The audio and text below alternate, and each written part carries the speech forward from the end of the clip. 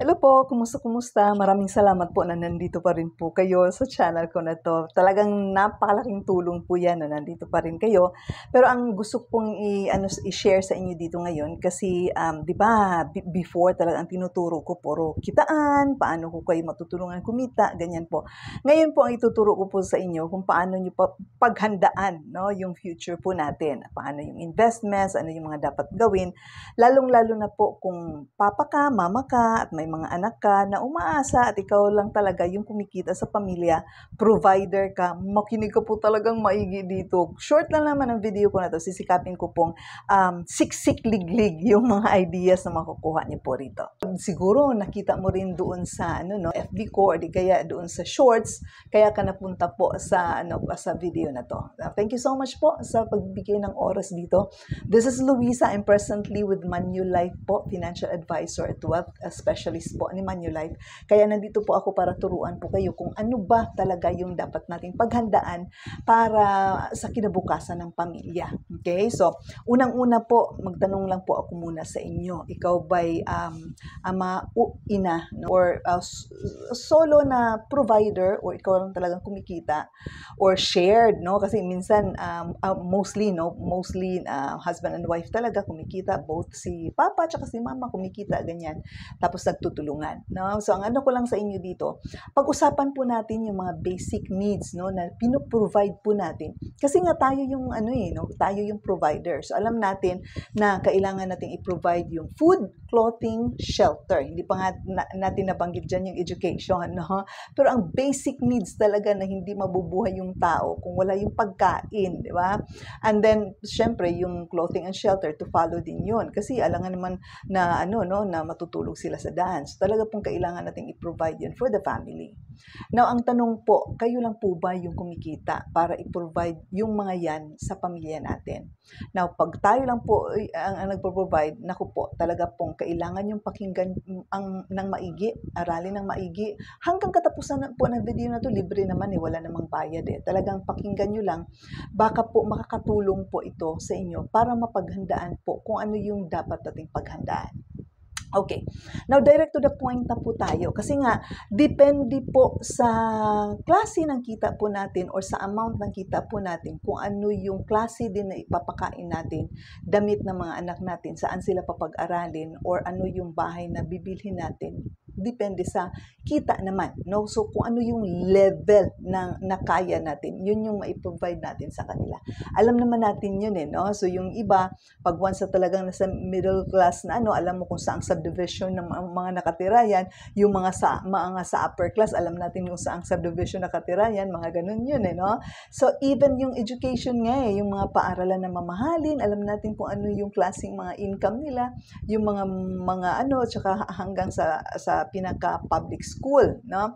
So ngayon, ang dito is ang pag-uusapan talaga natin, paano ba natin yan paghandaan?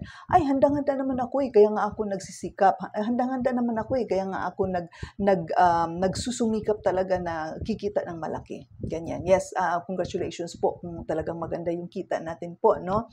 Pero aside po sa pag-prepare po natin or paghanda po natin sa katawan natin na maging healthy tayo para ma-provide natin ng maayos sa mga anak natin, alam po natin pag-uusapan natin dito yung premature death. Okay? Yung iba matakot pag-usapan yan pero hindi po natin maiiwasan yan. Lahat po tayo papunta doon. Ang tanong lang is kailan, di ba? Ang pinaka nakakatakot kasi ngayon, marami tayong nakikitang ang bata-bata pa. May 13 years old nga ako nakita sa social media na namatay dahil sa heart attack No, mayroon akong nakitang 25, 27 years old na nag-aneurysm, namatay din. Imagine mo yan, pabata ng pabata, no, yung mga death na yan. So kasi nga, hindi na natin alam, hindi na natin napaghandaan, wala na tayong pakialam regarding sa kinakain natin. Ang dami ng mga chemical na mga na ngayon sa pagkain natin So matindi pa niyan kung mabisyo pa tayo, di ba? Sigarilyo, inom dito, inom doon, di ba? Tapos kung ano yung bawal, yun kasi ang masarap, di ba? Tulad yung mga narinig natin na putok-batok, di ba? Ang dami pa rin kahit na nakalagay na doon sa pangalan ng ano nila, ng establishment nila, putok-batok, di ba? Pero hindi pa rin natatakot yung mga tao. Kumakain pa rin kasi nga masarap no? Pero totoo po yun, putok-batok talaga yun. Yun po yung nangyayari sa mga aneurysm po ng mga kabataan ngayon. Babata pa nila kasi mahilig magsumsuman, di ba? So ngayon po, balik tayo doon sa reason po ng video natin na to. It's premature death. Imaginein mo yan. Mayroon akong kausap lang, bagong-bago lang talaga kausap ko. Namatay yung husband niya habang nasa abroad. Okay, habang nasa abroad, bata pa yung anak niya, baby pa talaga. Pagkatapos ang plano nila talaga, kukunin sila, diba, papunta doon sa abroad na kung nasaan yung mister niya. Kaya lang hindi na nangyari po kasi nga doon pa lang po na nagtatrabaho siya, namatay po siya. So bumalik dito, sabi nga ng iba, patayo na nakaalis, pahiga na bumalik. Kasi nga, maraming mga ganyan na cases. No? Hindi naman ako nananakot po sa inyo, no? Kundi real talk po tayo dito. Real talk po tayo kasi nga, hindi tayo matututo sa buhay kung hindi natin pakikinggan, no? Yung mga experience po ng iba. So, ang nangyari po, wala silang ipon, tapos anong mangyari? Kayo na lang pong mag-isip. Kung yung mister niya na yun, siya yung pinaka-main source of income, as in siya lang talaga, housewife, yung wife niya, tapos biglang namatay. So, anong mangyari sa income po? Diba? So, biglang nawala. Bigla silang naputulan ng paa. Pagdating dito, ililibing pa, ganyan-ganyan, process pa sa kung ano-ano, diba? Buti na lang, pangalan ng mister yung bahay, kaya fully paid yung bahay. Pero paano yung pagkain nila? Paano yung gastusin nila? And since baby pa yung bata, paano yung education? Diba? So yes, mayroon ng bahay kasi nga bayad na dahil nga namatay, totally paid yun, lalo na kung through sa pag-ibig, ganyan. So, pero ang buhay nila na everyday, no, na fight sa buhay nila, walang other sources na. Okay, ganun lang po siya. So, marami ding mga tao na sabihin na, ay, bata pa lang naman ako, hindi naman ako 40s pa, 30 plus pa lang ako eh. Kaya lang, ganito lang po siya. Kung mayroong namamatay po through sa health, sa atake, mayroon ding namamatay sa aksidente. Agree, di ba? So, hindi natin alam, mayroong iba natutulog, mayroong nangyari. Mayroong ding iba, nasa bahay lang sila, nanood ng TV, tapos pumasok yung sasakyan sa loob ng bahay nila, di ba? Mga ganon. So, hindi natin alam talaga yung accidents. Okay? So, isa din yun sa rason ng premature death. So, ngayon po, ang ko sa inyo dito, kung ama ka po ng pamilya, or ina ka po, or lalong-lalo na po, ikaw lang yung provider ng pamilya, dapat po paghandaan mo po yan. Okay? Paano mapaghandaan yan na habang kaya mo pa, bata ka pa, na kaya mo pang maghanap ng pera, dapat paghandaan mo na yung mga hindi inaasahan, no? Doon po papasok sa insurance. Now, maraming iba negative sa insurance ay baka mamaya yan, ganyan.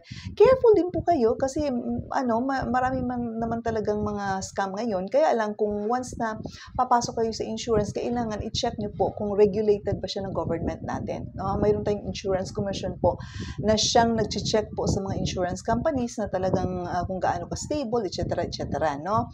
So, isa po yun si Manulife, isa po yan siya sa top, no? Sa top. Pero ang pinakamaganda nito, 1907 pa po si Manulife. Talaga pong super tibay, super maasahan, talaga pong super laki na po na company po na to, na kung saan talaga pong maasahan nyo po na on time po siya na mabibigay ng mga benepisyo po sa mga pamilyang naiwanan.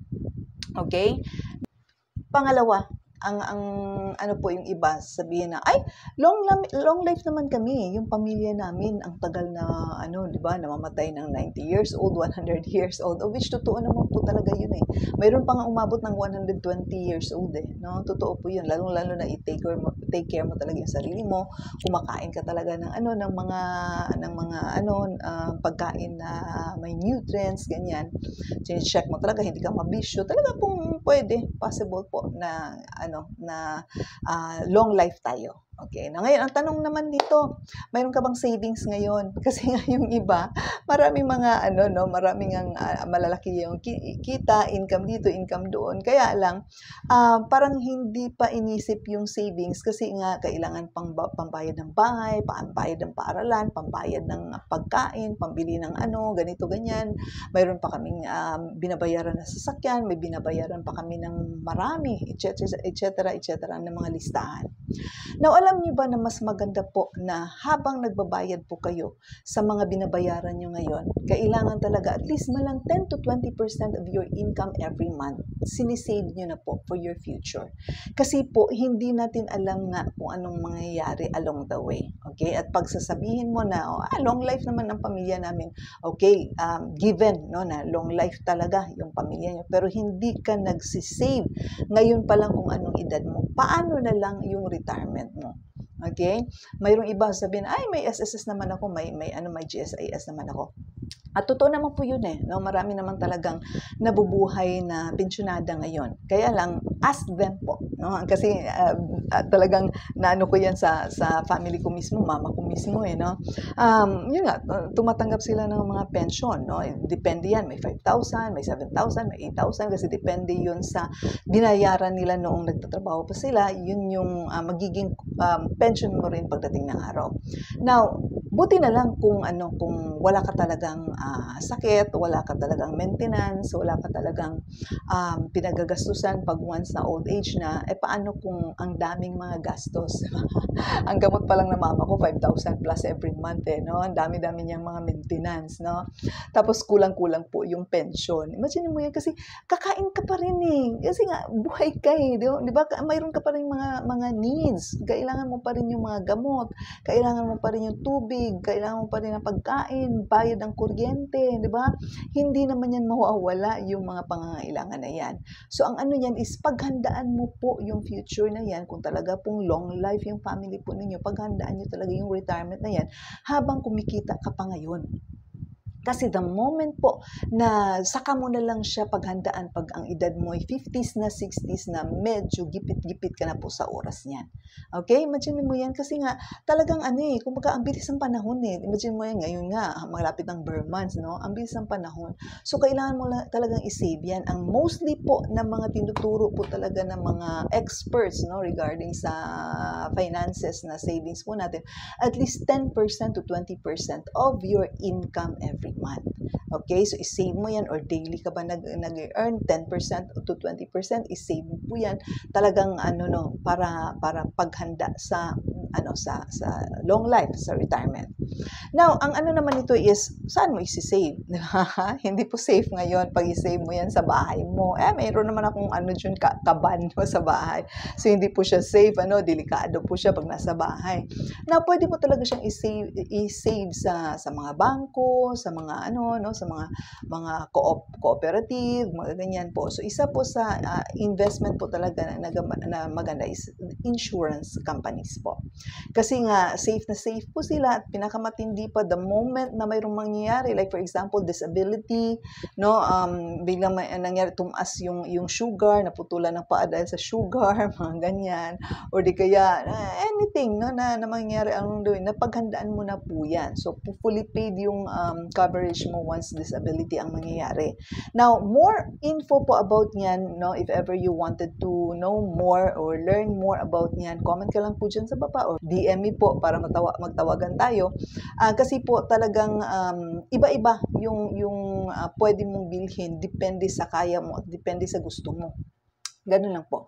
So, yun po ang maganda kasi napaghandaan mo na yan. If ever gusto mo naman ng investment lang talaga alone, I am also a wealth specialist of Manulife na pwede mong i-invest sa UITF. Okay? Sa mga investment funds talaga, mga bonds, mga equity, ganyan po. So, comment ka lang po dyan sa baba para pag-usapan po natin, free consultation po tayo. Ibibigay ko po sa inyo lahat-lahat yung gusto nyong mga packages, gusto nyong itanong, sasagutin po natin yan. Kaya, walang commitment. Free consultation lang po tayo. So, just DM me po or comment dyan sa baba para mapag-usapan po natin. Thank you so much!